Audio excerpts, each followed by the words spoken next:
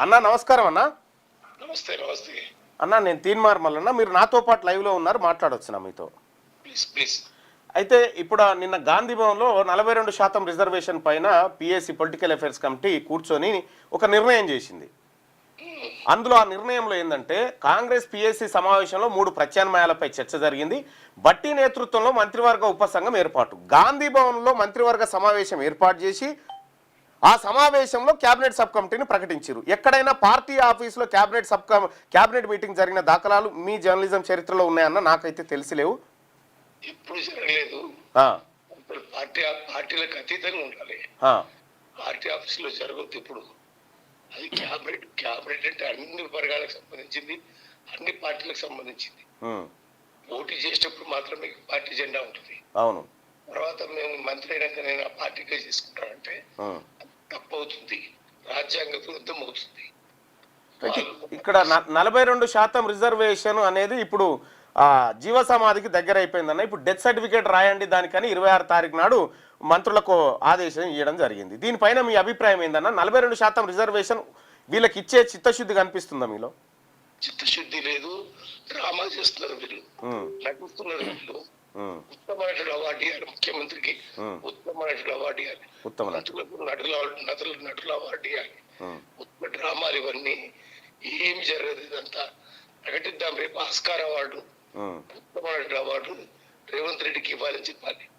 అంత డ్రామా ఇది, మోసం ఇది. బీజేపీ కాంగ్రెస్ కలిసి 42% రిజర్వేషన్ అని చెప్పి మోసం చేస్తుంది. బీజేపీ అంతే, కాంగ్రెస్ అంతే.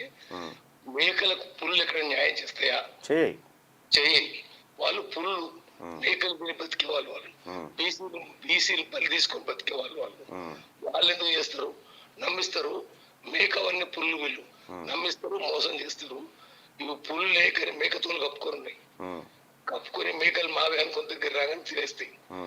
అట్లా మొత్తం వాళ్ళెందుకు మరి మంత్రివర్గం ఎందుకు వేయలేదు? 42% మంత్రివర్గం వేయండి. లేకలేమో చాకలి శంకర్ వస్తుంది, వీళ్ళపల్లి శంకర్ వస్తుంది, ఎందుకు వేయలేదు? వీళ్ళు లేక ఎందుకు వేయలేదు?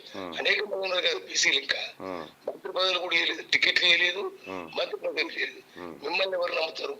ఇప్పుడు ఆఖరికి వీళ్ళు బీసీ రిజర్వేషన్ల గురించి కాంగ్రెస్ వాళ్ళు మాట్లాడుతుంటే నల్లమల్ల నక్కలు కూడా నవ్వుకుంటున్నాయి. నక్కలు నవ్వుకుంటున్నాయి వీళ్ళని చూసి.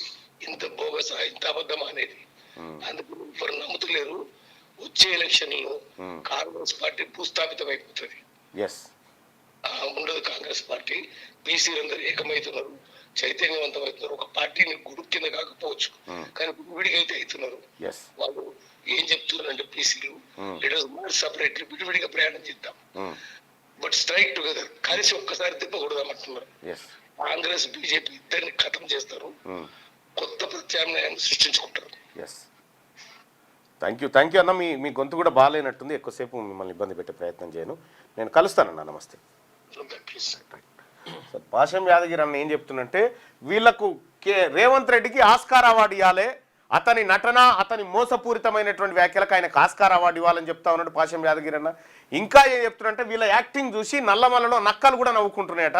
వీళ్ళ యాక్టింగ్ చూసి వీళ్ళే కాదు, ఇవాళ కాంగ్రెస్ పార్టీ వచ్చే ఎన్నికల్లో భూస్థాపితం కాబోతుంది అనేటువంటి మాట చెప్పిండు ఒక సీనియర్ జర్నలిస్టు. ఈ రాష్ట్రంలో అత్యంత విలువలతో కూడినటువంటి జర్నలిజం చేసేటువంటి పాశం యాదగిరి గారి ఒపీనియన్ ఇది ఆయన ఒక్కరిదే కాదు, ఆయన నోట్ల నుంచి వచ్చిన 2.5 కోట్ల మంది బీసీల అభిప్రాయం ఇది.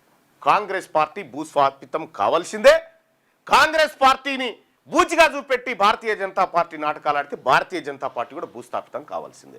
సో సోదరులారా, ఇక్కడ బీసీ రిజర్వేషన్లు వీళ్ళు ఇవ్వరని, వీళ్ళ ద్వారా కాదని, ఈ మోసపూరిత ఈ మేకవన్నీ పులులు ఏవైతే ఉన్నాయో వీటి సంగతి తేల్చాల్సినటువంటి అవసరం ఉంది. బీసీ సమాజమా, మేల్కోండి.